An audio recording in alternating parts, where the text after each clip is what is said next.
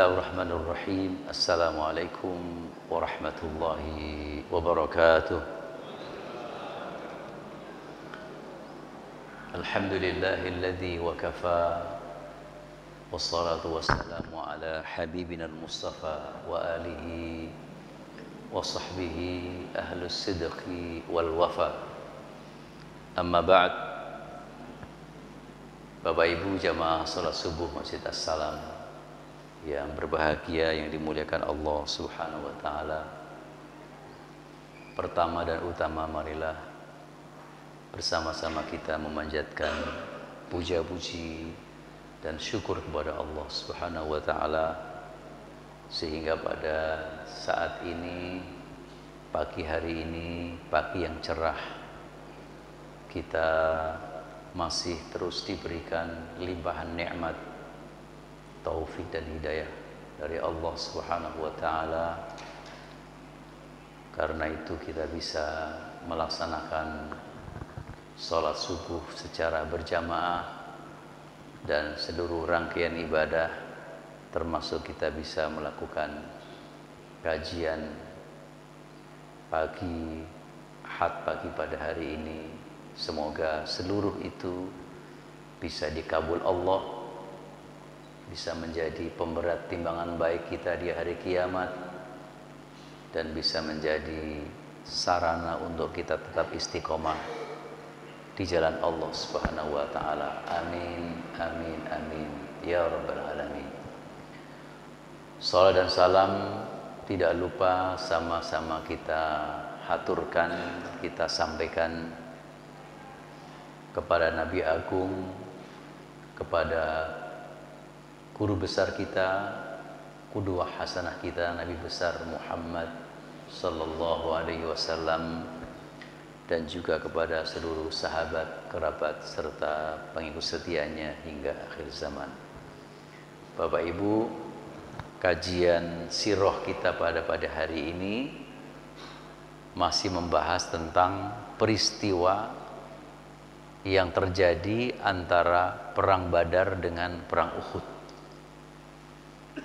Sudah pernah saya sampaikan, peristiwa perang Badar itu adalah sebuah peperangan yang sebab utamanya adalah para sahabat ingin mengambil hak-hak harta mereka yang sudah dirampas oleh orang-orang kufar Mekah saat mereka terusir atau saat mereka meninggalkan kampung halaman mereka dengan meninggalkan harta termasuk rumah dan tanah menuju ke Madinah.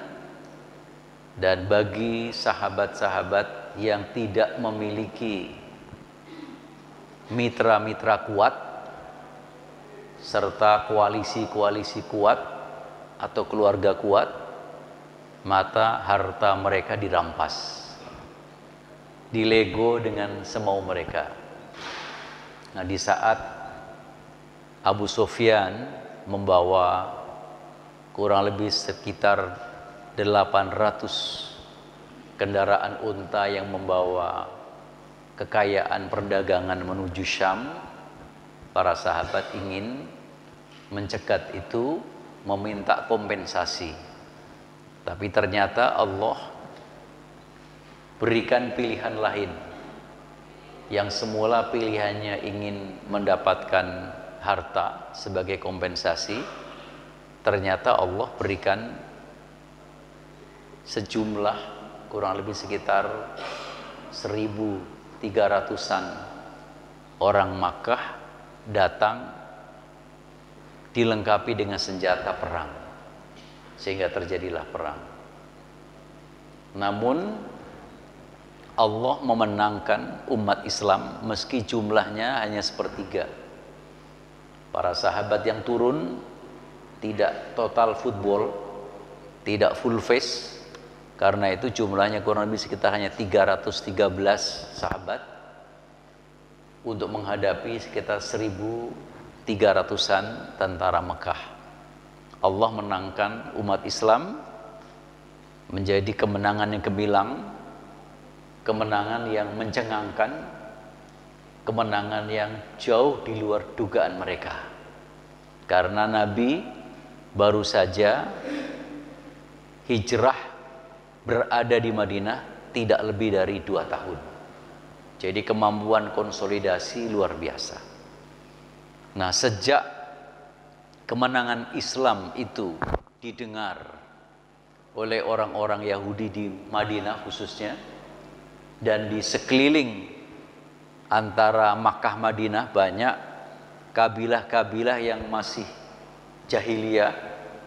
Mereka kehidupannya bergantung kepada merampas, melakukan rampasan-rampasan, atau kemudian mereka merampok. Mereka pun akhirnya ketakutan. Tetapi justru orang-orang Yahudi yang ada di Madinah, yang secara diam-diam mereka itu bermitra kuat dengan kafir Mekah, itu mereka semakin kesal dan semakin menampakkan jati dirinya, sehingga terjadi berbagai macam peristiwa yang nanti pada akhirnya ketika tahun ketiga itu terjadi perang yang kedua setelah perang Badar tahun kedua. Tahun ketiga itu kemudian terjadi perang Uhud. Nah, Bapak Ibu sekalian, sebelum saya menjelaskan tentang peristiwa Uhud, saya ingin menjelaskan 2 peristiwa penting. Satu peristiwa sudah saya jelaskan pada pengajian yang lalu, yaitu terusirnya Bani Qainuqa, yaitu kelompok Yahudi yang pembenci Nabi dan memusuhi Rasulullah. Nah, kali ini saya ingin sampaikan peristiwa anutan lainnya. Yang pertama adalah yaitu peristiwa upaya pembunuhan kepada Nabi secara personal. Yang kedua, nanti saya jelaskan juga tentang peristiwa matinya, terbunuhnya, yaitu kepala kaum Yahudi, pembesar Yahudi yang sangat dikenal, yaitu Ka'ab bin Al-Ashraf. 2 peristiwa ini cukup menjadi kajian kita pada pagi hari ini. Nah, Bapak Ibu sekalian, masuk ke peristiwa yang pertama. Jadi ketika perang Badar itu dimenangkan umat Islam, banyak tawanan-tawanan yang ada di tawanan orang-orang kafir yang ada di tangan Rasulullah. Jadi mereka yang ikut perang, tapi kemudian mereka bisa dipegang secara hidup dan kemudian menjadi tawanan. Salah satu tawanannya itu adalah yaitu anaknya Umair ibn Wahab al-Jumahi, yang namanya Wahab ibn Umair ibn Wahab al-Jumahi. Jadi yang menjadi tawanan ini adalah anaknya Umair ibn Wahab. Namanya adalah Wahab ibn Umair. Biasa Bapak Ibu sekalian, orang Arab itu kalau kasih nama muter-muter saja sekitar itu. Nanti nama kakeknya dipakai nama anaknya, ntar muter lagi.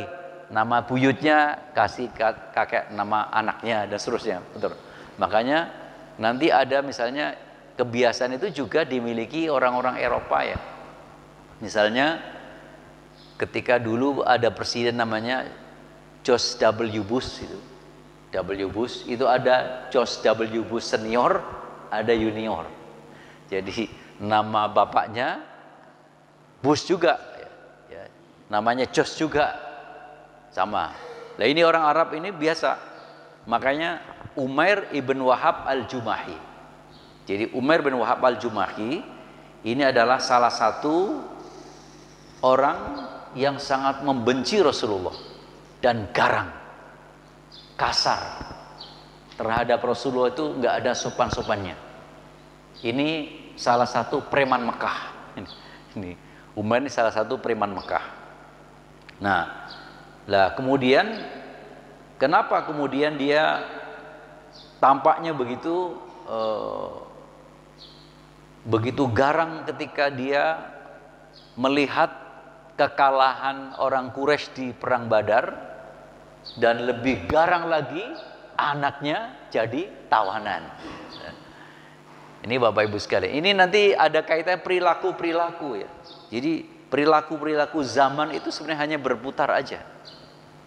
Nah, sehingga saking keselnya dia cari akal bagaimana dia udah bersumpah ingin membunuh Rasulullah. Tapi ini perseorangan ini. Jadi karena Umair bin Wahab al-Jumahi ini salah satu preman Makkah, orang yang selama itu memang selalu membenci kepada Nabi dan memiliki rasa dendam yang luar biasa kepada Nabi, ditambah dendamnya dengan anaknya jadi tawanan. Kira-kira amarah di dalam jiwanya itu sudah nggak ketahanan lagi. Tapi dia masih khawatir punya beberapa anak kecil yang lain. Dia menjadi tulang punggung keluarga. Artinya bahwa kehidupan keluarga ini sangat bergantung pada dia. Dan dia juga masih beberapa punya tanggungan utang. Itu yang membuat dia maju mundur ingin ngelabrak Nabi untuk membunuhnya. Sampai akhirnya ketemu yang namanya Sofwan ibn Umayyah. Sofwan ibn Umayyah ini adalah anaknya Umayyah ibn Abu Sufyan. Jadi Sofwan bin Umayyah ini terjadilah dialog. Di sisi lain Sofwan juga punya kepentingan bagaimana cara mukul Nabi melalui tangan orang lain. Nah, jadi sejak zaman dahulu itu ada cara yang kemudian gentleman, ada cara yang tidak gentleman. Sofwan berkepentingan ngobrol demi ngobrol panjang lebar, saya juga sama Muhammad bagaimana begini. Pokoknya kebenciannya diluapkan semuanya. Didengar sama Sofwan. Oke, kalau begitu problem kamu cuma dua kan? Problemnya persoalan masalah keluarga saya. Nanti kalau saya ke Mekah untuk ngelabrak Muhammad, saya bisa membunuh dia, siapa yang nanggung keluarga saya? Saya juga ada beberapa tanggungan utang, siapa yang nanggung saya? Nah kebetulan si Sofwan ini memang orang kaya. Akhirnya kemudian ya sudah, dua hal itu urusannya aku yang nanggung. Urusan utang biaya saya nanggung. Anak istri kamu hidup sama anak istri saya. Terjadilah semangat ini, datanglah ke Madinah. Sampai kemudian di Madinah itu, masuk ke kota Madinah, sebagian Ansor, ketika saat itu Sayyidina Umar bersama dengan teman-teman yang lain, sahabat-sahabat yang lain, mereka sedang nostalgia tentang kemenangan kemarin. Masih ada euforia, namanya udah 1 bulan Pak, 1 bulan gitu. 1 bulan, belum sampai 1 bulan ini kan, belum sampai 1 tahun maksud saya. Kemenangan pada perang Badar itu membuat mereka terus semangat. Terus di saat sedang seperti itu lewatlah si Umair. Maka Umar bin Khattab, lalu kemudian mata beliau langsung kemudian begitu melihat, si anjing musuh Allah, bahasanya begitu. Bahasanya hadzal kalbu aduwallah Umair. Maja illa bishar li syarb. Lihat lu, anjing musuh Allah yang namanya Umair. Dia datang ke sini pasti mau bikin onar. Hati-hati. Langsung kemudian si Umair ini kemudian mereka segera lapor kepada Nabi. Ya Rasulullah, ada si Umair, preman dan kemudian orang yang sombong dan kemudian kasar kepada engkau datang ke sini ya Rasulullah. Nah, Rasulullah, ya sudah, suruh ngadep saya. Nabi gentleman, suruh ngadep saya. Si Umar itu ngadep dengan dengan membawa pedangnya ada di pundaknya. Pendak. Jadi Bapak Ibu, orang Arab itu kebiasaan kalau keluar rumah kebiasaannya membawa pedang. Itu hal biasa. Jadi kalau misalnya dia keluar kemana saja, keluar rumah pasti bawa pedang, itu biasa.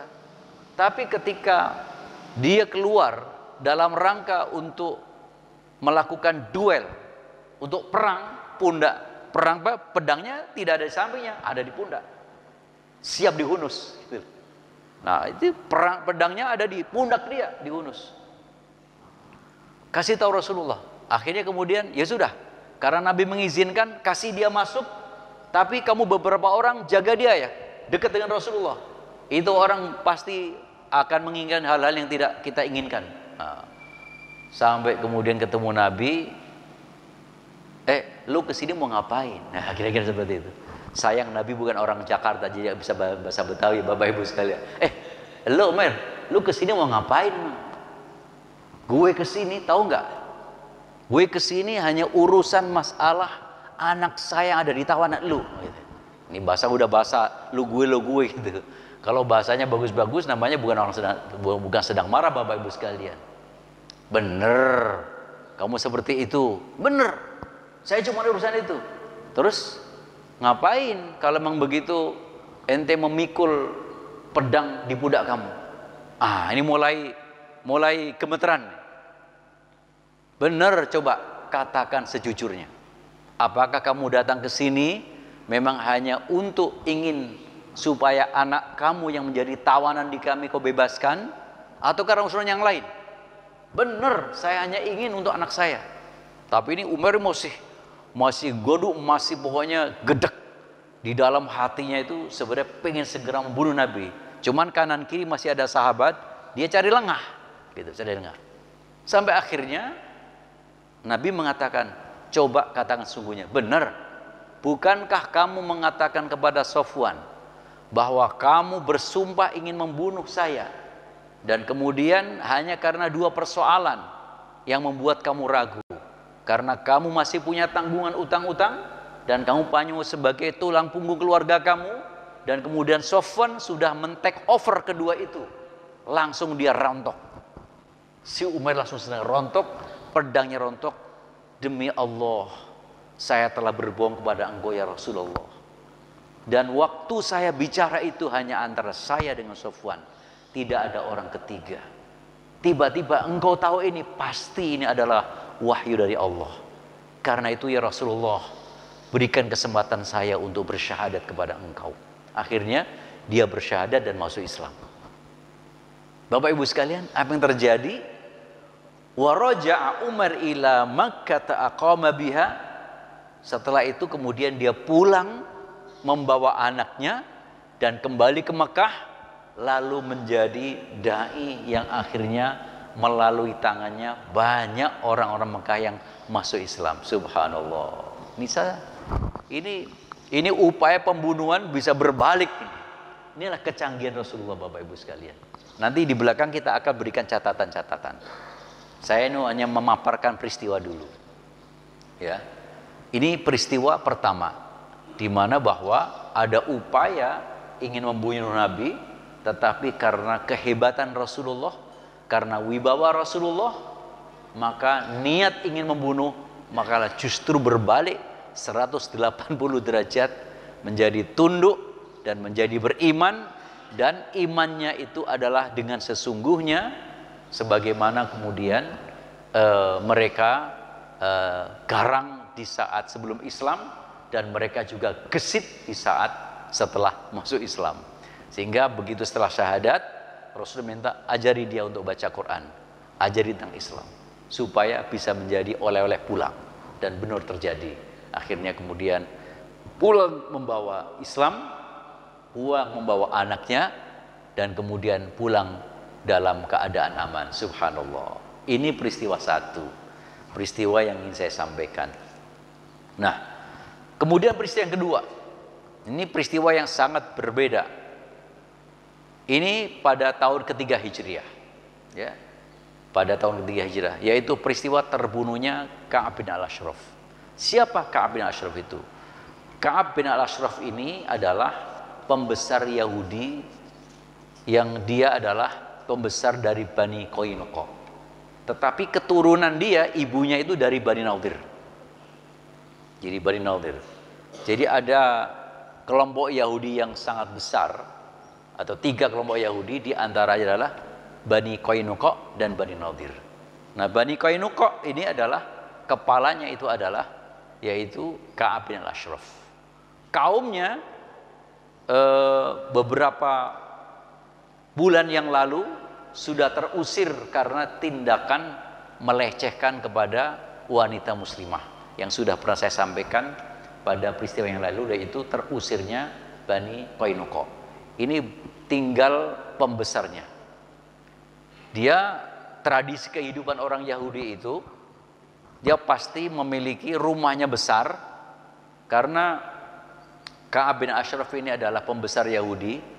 Dia sangat dikenal sebagai orang yang sangat kaya dan dia juga dikenal sebagai orang yang sangat perlente, ganteng, banyak perempuan yang jatuh cinta, dan dikenal orang yang sangat pintar di dalam syair.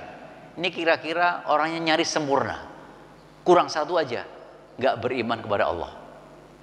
Ini dari sisi kehebatan syairnya oke, dari sisi perawakannya oke, dari sisi kekayaannya juga oke, dari sisi kemampuan untuk melakukan duel juga oke. Nah, tradisi orang Yahudi itu kalau dia punya rumah, pasti dia rumahnya itu dikelilingi oleh oleh batas-batas yang sekaligus menjadi pengaman dia. Jadi rumah dia itu adalah berada di kawasan timur selatan mana? Madinah, di kawasan sana. Dan Ka'ab bin al-Ashraf memang kehidupannya itu adalah kehidupan yang sangat mewah, sehingga Ka'ab bin al-Ashraf ini adalah orang selain dengan kesempurnaan itu, tetapi di antara orang Yahudi yang paling benci kepada Nabi, yang paling dahsyat memusuhi Nabi, dan selalu menjadi motivator untuk orang-orang Mekah dan orang lain agar memusuhi dan memerangi Nabi. Dan mengejek Islamnya itu udah kelewatan. Lebih kelewatan perilakunya itu saat dia mendengar bahwa umat Islam itu menang di dalam perang Badar. Penulis Sirah Nabawiyah Al-Mubarakfuri di dalam kitabnya Ar-Rahiqil Maktum ini dikatakan,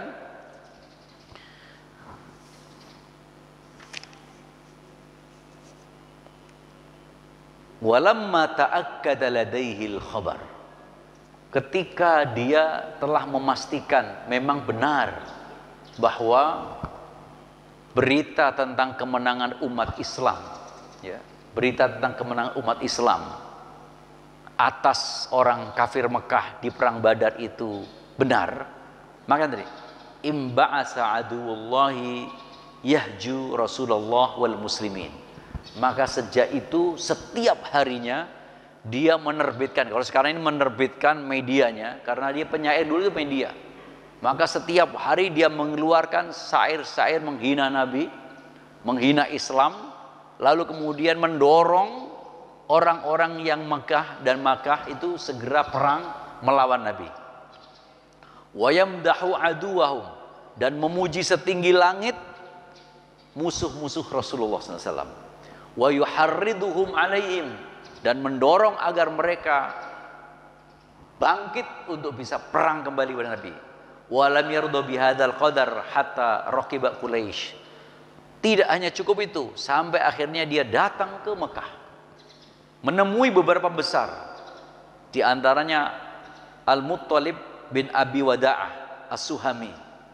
Lalu kemudian juga beberapa pembesar-besar Quraisy, sampai terjadi satu dialog. Sampai akhirnya kemudian orang-orang Mekah ini antara percaya nggak percaya.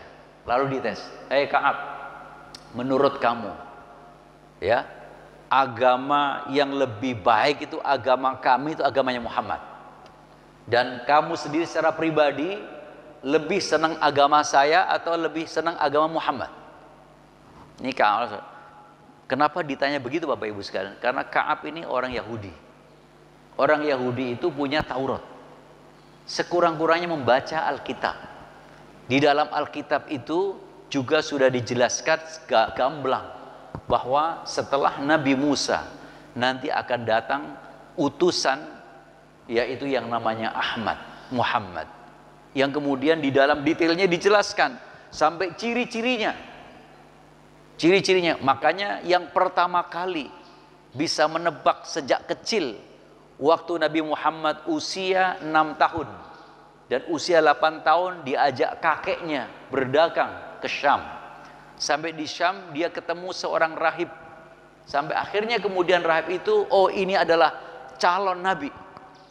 Itu yang pertama kali tahu itu adalah siapa? Yahudi. Seorang ulama Yahudi. Artinya bahwa itu adalah sebuah satu ilmu yang tidak asing bagi Yahudi. Dan bahkan ketika Khadijah istri Rasulullah, ketika pertama kali Nabi menerima wahyu dan ketakutan dengan keberadaannya dan mengiang-ngiang dalam bayangan dan telinganya, betapa malaikat Jibril itu membuat dia itu saking takutnya. Dan kemudian heibah serta kemudian wibawa malaikat Jibril. Lalu kemudian Khadijah kemana?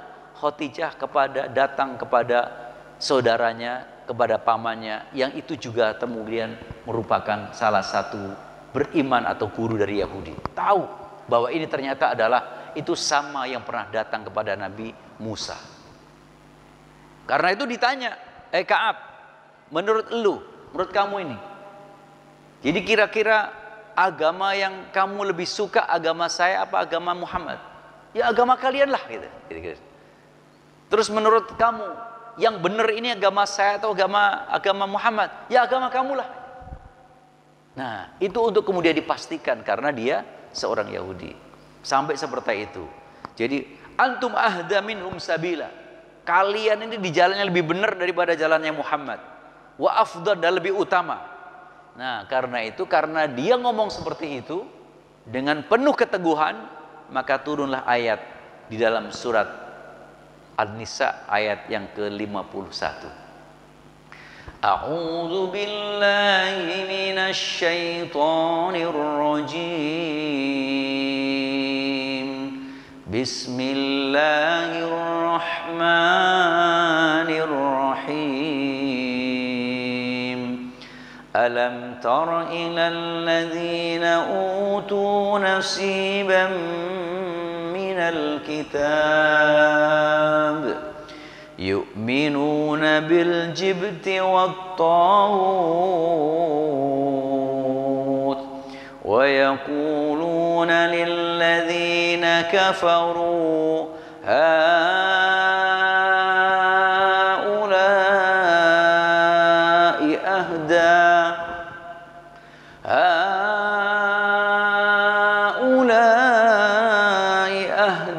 minal ladzina amanu sabila. Yang artinya, alam taro, tidakkah kamu melihat, ilal ladzina utu nasiban minal kitab, kepada orang-orang, di sini bisa jadi kaum, bila orang, yang telah diturunkan kepada mereka Alkitab, yang telah dikasih Alkitab, kitab suci, tapi justru yu'minuna bil jibti wat taghut, yang dia yakini justru tentang sihir dan tentang setan, taghut. Enggak iman kepada Allah, padahal kitab suci sudah datang di depannya. Kalau orang yang kemudian masih yakin dengan sihir, yakin dengan taghut, yakin dengan setan, yakin dengan demit, yakin dengan kekuatan-kekuatan gaib selain Allah, tidak pernah mendengar kitab, tidak pernah mendengar kebenaran, rada-rada maklum. Tapi ini orang kagak, udah baca kitab, udah dijelasin, udah ma'ruf, malah imannya yang diyakini kepada al-jibtu wa taghut. Para ulama al-jibtu wa sihr, sihir sama taghut, setan. Wa yaquluna, bahkan mereka berkata, lilladzina kafur, kepada orang-orang kafir itu, apa katanya? Haula'i ahda minalladzina amanu sabila. Haula'i, hai kalian itu lebih benar, lebih lurus jalannya ketimbang orang-orang yang beriman. Nauzubillah min zalik. Ya Allah. Ini Ka'ab bin Ashraf. Summa raja'a Ka'ab ilal Madinati al tilkal hal wa akhadha yushabbibu fi asy'arihi binisa'i sahabati wa yu'dhihim bisalatalatil lisanihi asyadal idza. Sejak pulang dari Mekah, dia mendengar kebenaran bahwa orang-orang Mekah kalah. Maka begitu dia pulang ke Madinah, maka kebenciannya Nabi makin menjadi-jadi.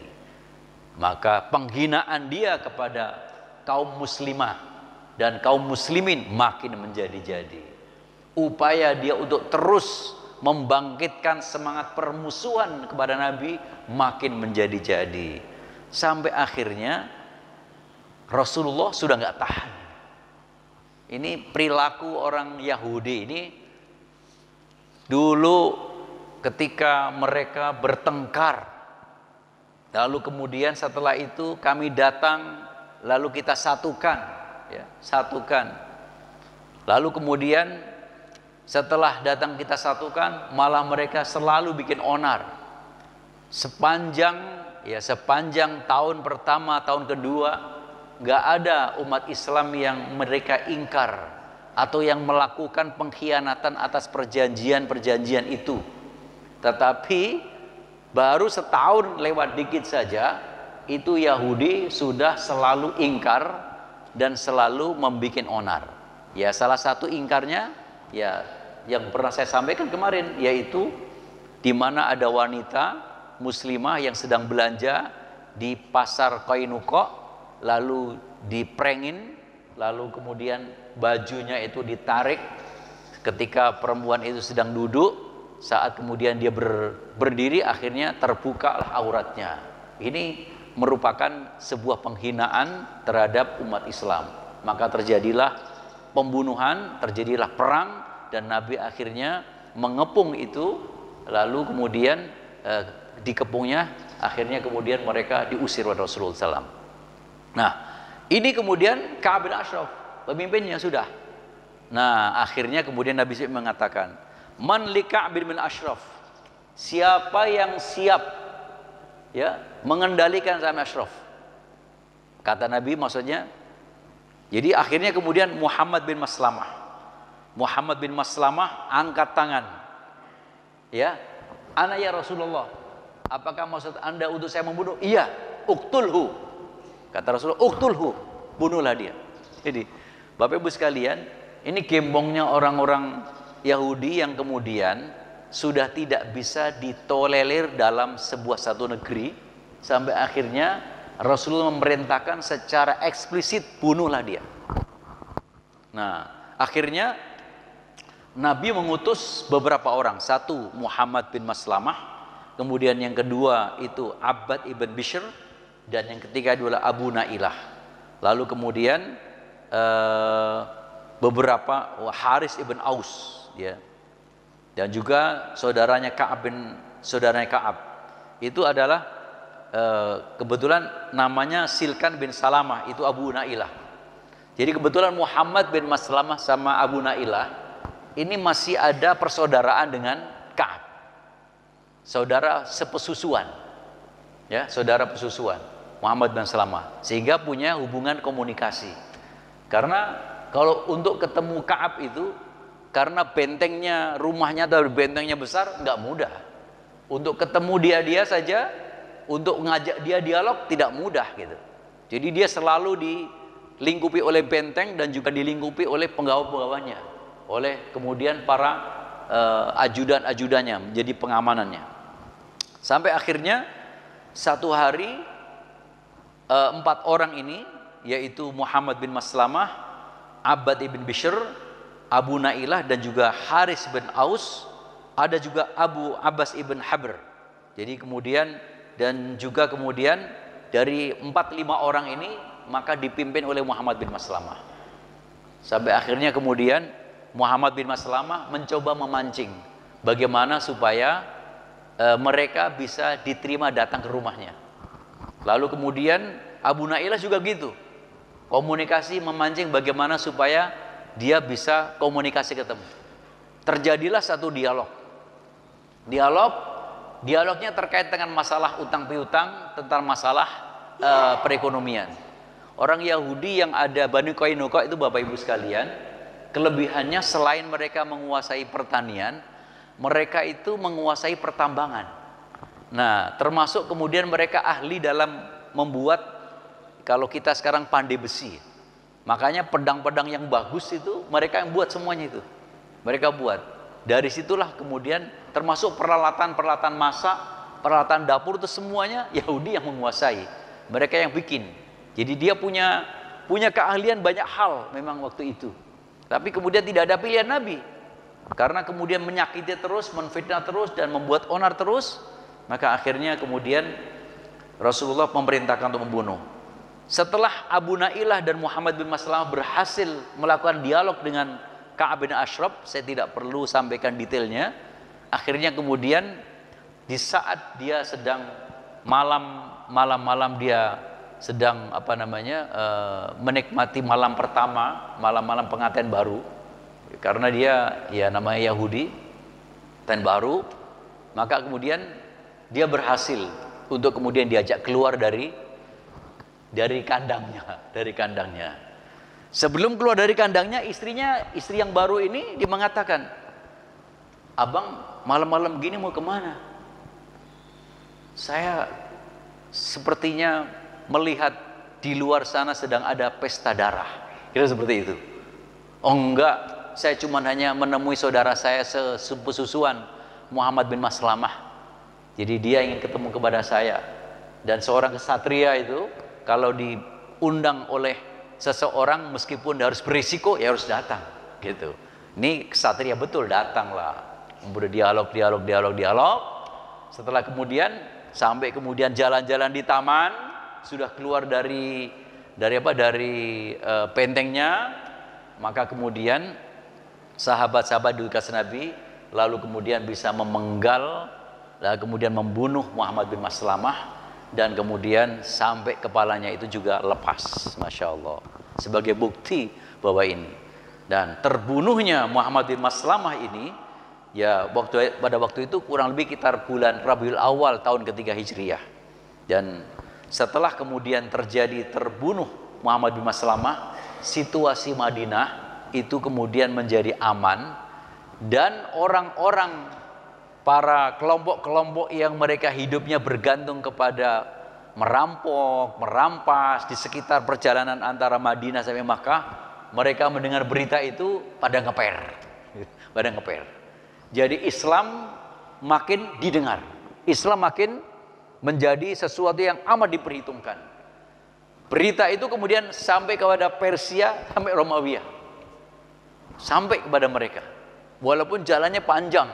Dulu tidak ada berita, dulu tidak ada WhatsApp, dulu tidak ada TikTok, nggak ada YouTube, nggak ada macam-macam. Tapi kemudian berita dari orang ke orang. Sampai orang-orang Mekah juga kemudian di satu sisi mereka sangat kesal karena kalah gitu. Di sisi lain dia dendam ingin membalas, gitu, merasa. Tapi Rasulullah menunjukkan bahwa kami kuat, itu penting. Nah Bapak Ibu sekalian, dua peristiwa ini, peristiwa Umair ibn Wahab al-Jumahi yang ingin membunuh Nabi, dan peristiwa kedua terbunuhnya Ka'ab bin Ashraf, ini memiliki banyak pelajaran. Satu, ya, pelajaran pertama, bahwa Rasulullah Shallallahu Alaihi Wasallam ini memiliki banyak kelebihan. Salah satunya adalah memiliki kemampuan untuk meneroka masa depan. Ini bukan ngeramal. Rasulullah tahu kalau Umair bin Wahab ketika menghadap beliau, dia pasti akan tunduk. Kenapa? Dikasih wahyu. Kenapa? Kata kuncinya, kartunya sudah di tangan. Dia pasti ketika datang ke depan Nabi, dia tidak akan dalam keadaan keadaan yang garang begitu. Karena apa? Sendiri. Dia punya tawanan, Nabi punya tawanan. anaknya. Sehingga tidak mungkin langsung tiba-tiba akan bunuh Nabi. Paling-paling hitungannya setelah anaknya dipegang, dia baru akan bunuh Nabi. Tapi tidak akan lain. Dan itu tidak mungkin terjadi. Nah, sehingga ketika Rasulullah ketika minta suruh dia menghadap, Nabi udah punya hitung-hitungan. Bahwa langkahnya akan begini, pasti begini. Apalagi kartunya. Ada 2 kartu di tangan Nabi. 1, mengetahui ternyata dia menyembunyikan kebohongan. Dia datang kepada Nabi itu tidak semata-mata membebaskan anaknya, tapi ingin membunuh Nabi. Dan yang kedua, bahwa kemudian anaknya ada di tangan Nabi. Nah, yang Rasulullah mainkan adalah sesuatu yang membuat Umair ibn Wahab al-Jumahi untuk kemudian dia rontok secara jiwanya. Orang udah ditebak, jadi secara kejiwaan mentalnya juga mati, mentalnya rusak mental. Jadi perang itu salah satunya adalah say war, yaitu perang urat syaraf, perang mentalitas. Bapak Ibu, hari ini sebenarnya Israel dengan Hamas dan perlawanan di Palestina hari ini, sampai hari ini, pertama Israel selalu berusaha membuat berita secara internasional itu sebaliknya.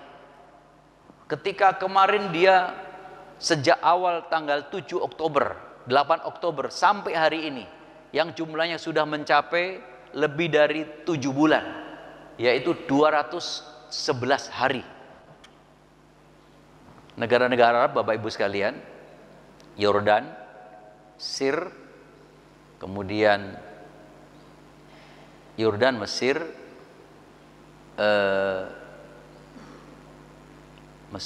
Yordan, waktu itu Libanon, negara-negara Arab, negara-negara Teluk, perang melawan Israel cuman mampu 6 hari. Ini negara, skala negara yang memiliki persenjataan miliar, cuman mampu 6 hari. Setelah 6 hari angkat tangan, kalah. Sehingga terjadilah perjanjian. Yang perjanjian itu membuat kerugian bagi umat Islam sampai hari ini, tahun 57. Wilayah-wilayah Palestina diambil oleh Israel. Hari ini, yaitu gerakan perlawanan atau mujahidin yang ada di Palestina, itu diisolasi oleh dunia, khususnya Israel, khususnya yang di Gaza, lebih 16 tahun. Nggak boleh komunikasi dengan yang lain. Ketika dia keluar dari Gaza, harus melalui Israel. Bapak bisa bayangkan berapa pemeriksaan yang kemudian dilakukan. 16 tahun. Tapi ternyata bisa melakukan perlawanan selama hari ini 211 hari. Dan sampai hari ini belum ada negara-negara Arab sekitarnya yang berani memberikan dukungan kepada Palestina secara konfrontatif. Bahkan untuk memasukkan bantuan kemanusiaan saja tuh gak berani secara ngotot.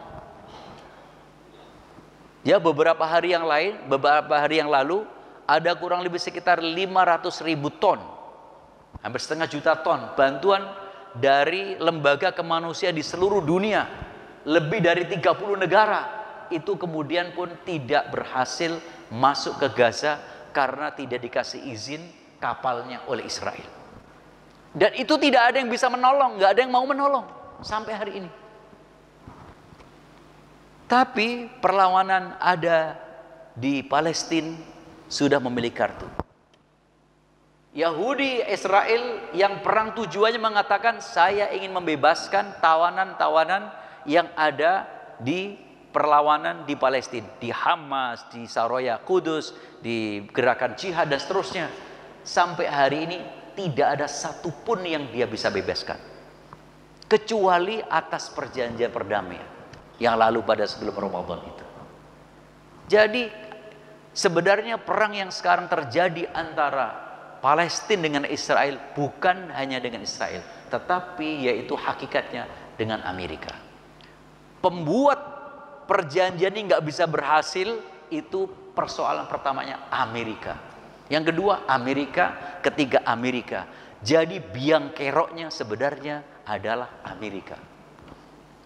Saya tidak mengajak untuk kita benci kepada Amerika. Ini fakta harus jelaskan. Kita mesti paham. Memang kemudian yang menjadi keledainya, yang menjadi kudanya itu adalah Israel. Dan kemudian Israel ini sekarang sedang dipimpin oleh partai Yahudi sayap kanan ekstrim. Yaitu Onskut, selalu kemudian di situ pembesarnya adalah Benyamin Netanyahu, kemudian juga ada Smotrich, lalu kemudian juga ada Galan. Ini adalah orang-orang yang sebenarnya layak untuk kemudian mati sebelum dia mati. Cuman ketika perang gini nih sihir nggak laku. Buktinya nggak ada yang bisa nyihir sama Benyamin Netanyahu, nggak ada. Ya nggak ada tuh Pak. Nggak ada yang bisa membunuh dari jarak jauh, enggak. Kenapa? Berarti apa? Karena dia kepalanya setan, sihir dari setan. Antar kepala setan, antar sesama biskota, nggak boleh saya mendahului, nggak mungkin itu, nggak bisa. Makanya perangnya matinya mesti dengan ditembak, nggak bisa.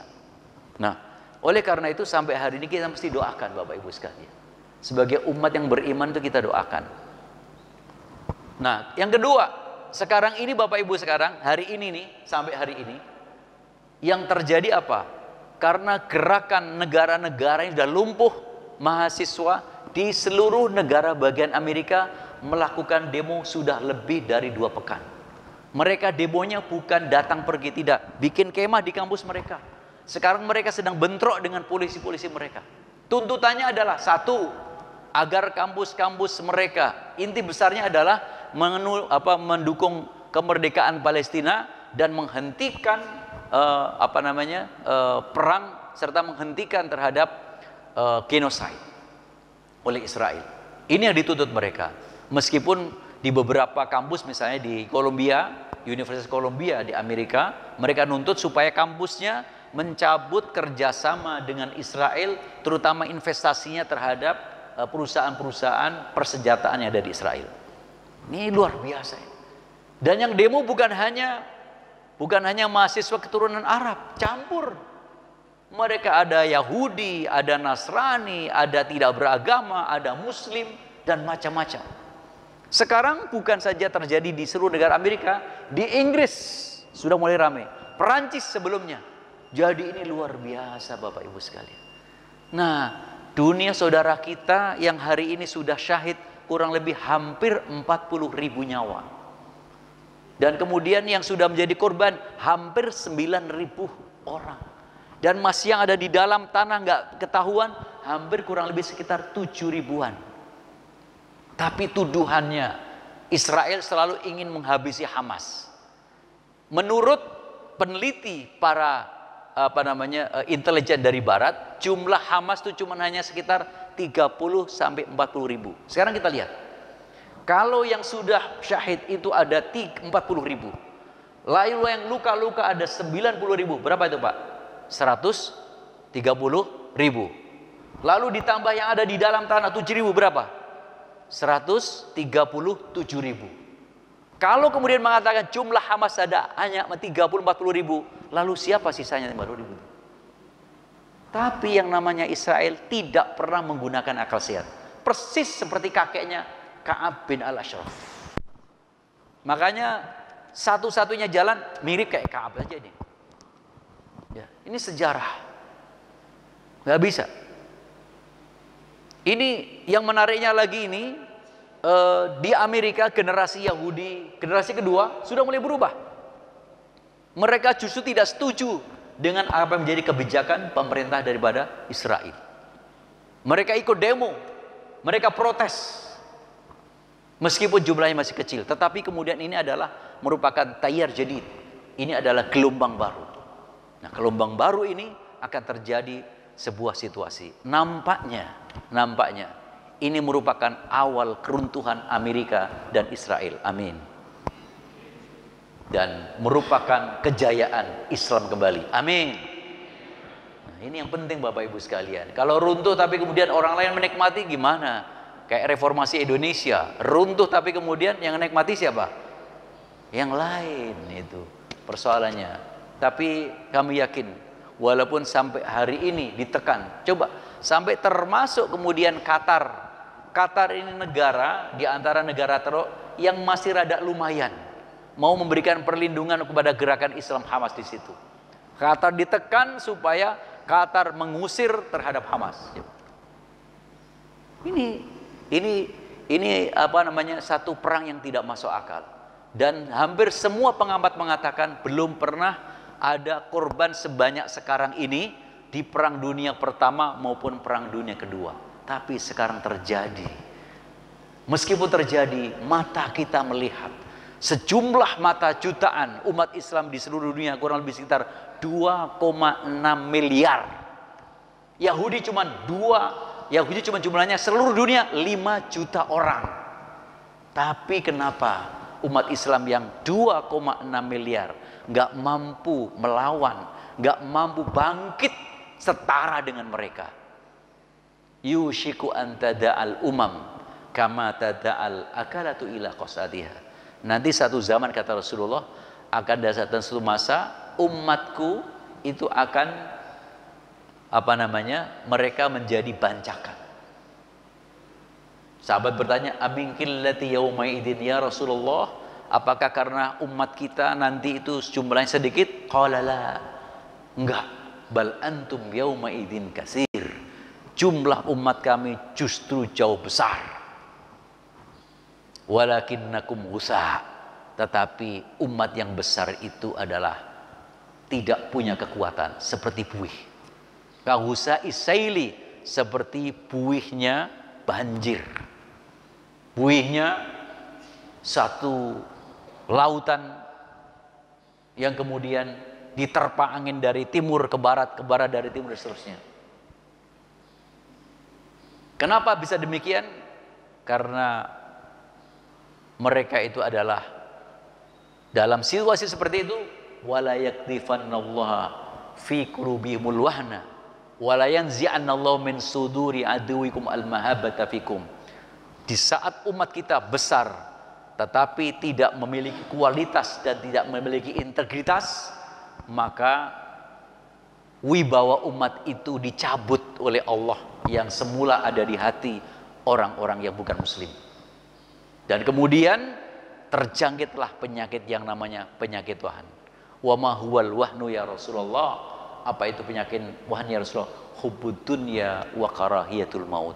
Ketika umat kita, umat Islam itu dominasinya arahnya adalah dunia oriented dan kemudian panjang hidup oriented. Takut mati, lalu kemudian terlalu cinta dunia. Jika dua hal ini ada pada diri seseorang, maka dia akan takut dalam hidupnya segala-galanya. Nah, Bapak Ibu sekalian yang dimusta'ala, pelajaran terbesar dari dua peristiwa itu yang mengantarkan nanti sampai terjadinya perang Uhud adalah satu, bahwa perilaku orang-orang Yahudi sejak zaman-zamannya memang kelakuannya tukang licik dan tukang berkhianat. Ini Quran yang bisa ya. Imam Al-Aufi, seorang mufassir, ketika beliau menjelaskan tentang tentang bagaimana orang-orang ahlul kitab ini mereka dilaknat oleh Allah. Ketika beliau menjelaskan di ayat yang ke-78 atau 78 surat Al-Maidah, lu'inal ladzina kafaru min bani Israil ala lisani Dawud wa Isa bin Maryam. Allah telah melaknat kepada Bani Israel, ya, itu karena lisannya, atas lisannya Nabi Isa, Nabi Daud dan seterusnya. Beliau katakan, mereka itu memang sudah dilaknat Allah sejak zaman dahulu sampai sekarang. Sejak zaman Nabi Taurat, semua Injil, lalu kemudian Quran. Ketiga kitab suci itu telah mencatat terlaknatnya mereka itu. Karena itu orang dilaknat gak pernah kemudian diharapkan baik. Apa yang diinginkan Bunyamin Netanyahu, mereka inginkan adalah habisin semua orang Arab yang ada di Palestina itu, lalu dia menguasai Palestina secara utuh.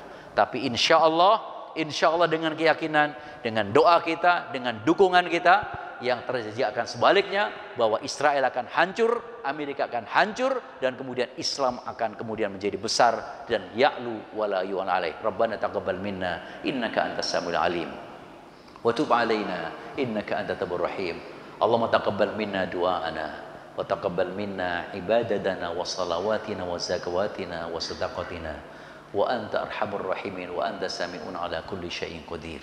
Allahumma ya muqallibal qulub tsabbit qulubana ala dinik wa ya musarrifal qulub sarrif qulubana ala husni ta'atik. Ya Allah, terimalah puasa-puasa kami, terimalah salat-salat kami, terimalah segala zakat sedekah-sedekah kami, terimalah upaya keras kami dalam istiqomah di agamamu ya Allah. Terimalah segala kebaikan-kebaikan kami ya Allah. Jauhkan kami dari segala bentuk keburukan yang berakibat buruk kepada diri kami, keluarga kami, dan agama kami ya Allah. Ya Allah, tolonglah saudara-saudara kami yang sekarang sedang berjihad, khususnya di Palestina, di Gaza, di Amerika, di Eropa, di Inggris, di Australia, yang mereka sedang berjihad sesuai dengan kemampuan dan posisi mereka ya Allah. Kuatkanlah mereka, berikanlah mereka kekuatan lahir batin, satukan soft mereka ya Allah. Jauhkan dari perceraian, jauhkan dari pertengkaran, jauhkan dari perpecahan, dan berikanlah kami ya Allah kekuatan lahir batin menghadapi berbagai macam makar-makar yang bisa merusak kepada agama kami. Ya Allah, jauhkan kami dari untuk melakukan fitnah yang bisa merusak kepada agama. Ya Allah, jadikanlah kami, anak-anak kami, cucu-cucu kami, saudara-saudara kami, jamaah kami, sahabat kami, tetangga kami, teman-teman kami, handetolan kami, masyarakat kami, orang-orang yang selalu tunduk kepada Engkau ya Allah, yang selalu beribadah kepada Engkau ya Allah, yang selalu memberikan terbaik untukmu dan agamamu ya Allah. Dan ketika Engkau harus mengakhiri kami di antara mereka, akhiri dengan cara yang husnul khotimah. Rabbana atina fid dunya hasanah wa fil akhirati hasanah wa qina adzabannar. Subhana rabbika rabbil izzati amma yasifun wa salamun alhamdulillahi rabbil alamin. Demikian, kurang lebih maaf. Assalamualaikum warahmatullahi wabarakatuh. Bapak Ibu, karena sudah pukul 6, mungkin untuk pertanyaan di waktu yang akan datang.